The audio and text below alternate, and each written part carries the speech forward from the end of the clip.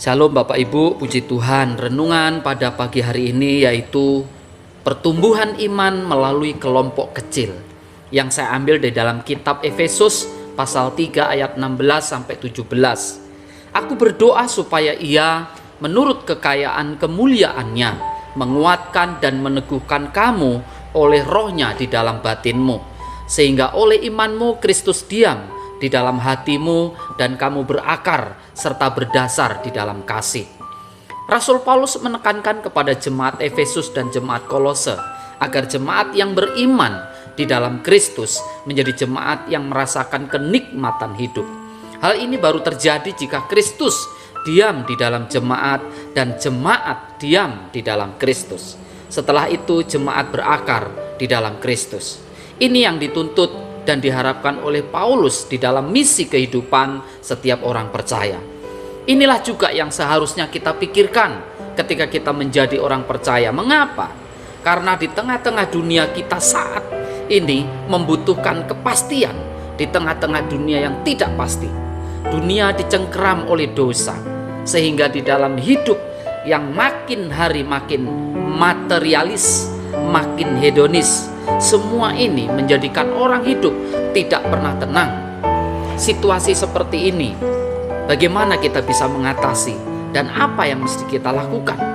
Akankah kita menjadi orang-orang yang kehilangan kedamaian, kehilangan kebahagiaan, ataukah kita akan kehilangan seluruh jangkar yang membuat kita bisa teduh? Di dalam kondisi seperti ini Paulus mengatakan, aku berdoa supaya Ia menurut kekayaan kemuliaannya menguatkan dan meneguhkan kamu oleh Roh-Nya di dalam batinmu. Bagi kita ini merupakan kekuatan. Dunia berusaha mengacak kita, membuat kita tidak tenang. Kondisi seperti ini jika kita tidak mempunyai benang yang mengaitkan kita kepada fondasi yang kekal, maka kita bagaikan sekam yang ditiup angin terbang entah kemana, sehingga kita kehilangan arah di tengah goncangan dunia ini. Jadi di tengah porak-porandanya dunia yang mengerikan ini, yang dibutuhkan manusia adalah kita mempunyai satu benih yang kuat, yang mengaitkan kita pada tiang yang kokoh, sehingga kita diputar kemanapun tidak apa-apa. Yang penting kita masih terkait dengan satu pemegang yang tidak mungkin bisa lepas dan tetap terkait pada titik pusatnya.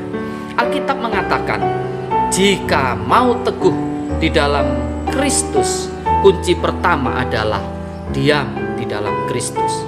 Satu gambaran yang baik sekali di dalam sebuah tanaman, yaitu pada waktu kita menanam pohon, misalnya biji jagung.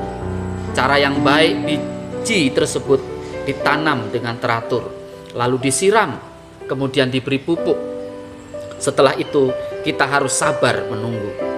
Namun seringkali kita tidak sabar menunggu, dan yang lebih parah lagi adalah kemudian kita memindahkan biji tersebut karena kita pikir tanahnya tidak subur.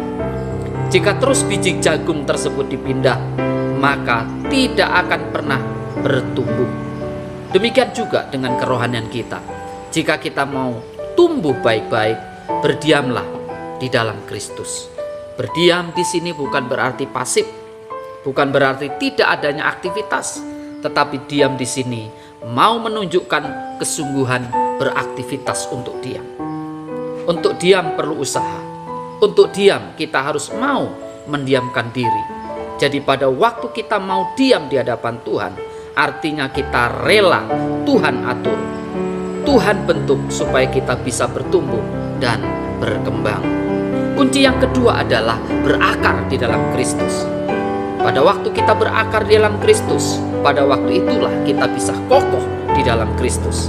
Kekristenan dewasa ini keadaannya banyak mengalami kebutaan rohani.